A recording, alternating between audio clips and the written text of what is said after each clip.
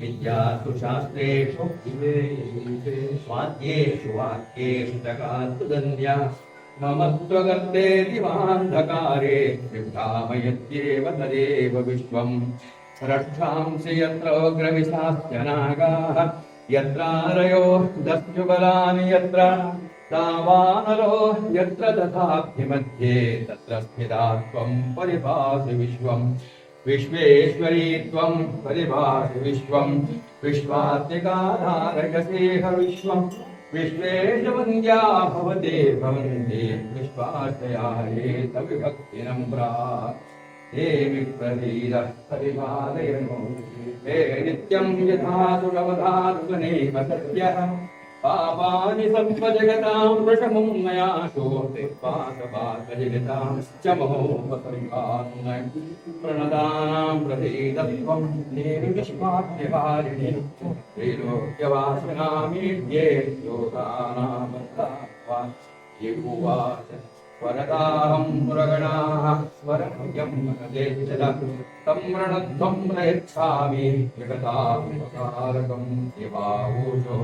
सर्वाबाधा प्रशमनं त्रैलोक्यत्याखेश्वरि एवमेव त्वया कार्यम् अस्मद्वैरिविनाशनम् उवाच वैवस्वदेन्तरे प्राप्ते अष्टाविंशतिमे युगे शुम्भो मणिशुम्भश्चैवान्याः उत्पत्स्येते महासुरौ नन्दगोपगृहे जाता यशोदागर्भसम्भव तदस्तौ नाशयिष्यामि विन्ध्याचलनिवासिनि पुनरप्यचिरौद्रेण रूपेण पृथिवीतले अवतीर्य हनिष्यामि वैप्रचित्तांश्च दानवान् भक्षयन्त्यामश्च दानुग्रान् वैप्रचित्तान् महासुरान् रक्तादन्ता भविष्यन्ति दाडिमे कुसुमोपमाः ततो मां देवताः स्वर्गे मर्त्यलोके च मानवाः स्तुवन्तो व्याहरिष्यन्ति सततं रक्तदन्तिकाम् भूयश्च शतवार्षिक्या मनावृष्ट्या विनन्दति मुनिभिः संस्कृता भूमौ सम्भविष्याम्यरोधिजा ततश्यतेन नेत्राणां शीर्षिष्याम्यहं मुनीन् कीर्तयिष्यन्ति मनुजाः कटाक्षीमयमां सदः ततोऽहमखिलं लोकम् आत्मदेव समुद्भवैः भरिष्यामि पुराशाखे आवृष्टेः प्राणधारकैः शाकम्भरेति विख्यातं तदायास्यामहं भुवि तत्रैव च वधिष्यामि दुर्गाख्यं महापुरम् दुर्गादेवी ख्यातं धर्मे नाम भविष्यति यदारुणाख्यत्रैलोक्ये मामानां करिष्यति तदाहं रामरं रूपं कृत्वा सङ्केय षट्पदं त्रैलोक्यस्य हितार्थाय वदिष्यामि रामरेति च मां लोकाः तदा स्तोषन्ति सर्वतः इत्थं यदा यदा कालात्तानोत्था भविष्यति तदा तदावतीर्याहं करिष्यामि संक्षयम् श्रीमार्कण्डेयपुराणे सावर्णिके मन्वन्तरे देवी महात्म्ये नारायणे स्तुतिरेकादशः वराङ्कुशौ पाशः भवेति मुद्रां करे वहन्तीं कमलासनस्थाम् बालार्ककोटिप्रतिभां नेत्रां भजेहमाद्यां भुवनेश्वरीं त्वाम् मातर्मे मधुकैटभोक्त्रमहिषः प्राणापहारोद्यमे हेलानिर्जितधूम्रलोचनवधे हे चण्डमुण्डाग्नि निःशेषे कृतरक्तबीजदनुजे नित्ये निशुम्भावहि शुम्भध्वंसिनि संहराशुलितं दुर्गे नमस्तेऽम्बिके या माता मधुकैटभप्रमथिनी या माहिषोन्मोदिनी या धूम्रेक्षणचण्डमुण्डशमनी या रक्तबीजाशनी या शुम्भादिनिशुम्भदैत्यदमनी या सिद्धलक्ष्मीपरा सा चण्डी नवकोटिशक्तिसहिता पादिविश्वेश्वरी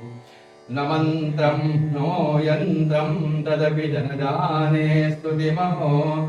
न चाक्वानं ध्यानं तदपि च न जाने स्तुतिकथाः न जाने मुद्रास्ते तदपि च न जाने विलपनम् परं ध्याने माता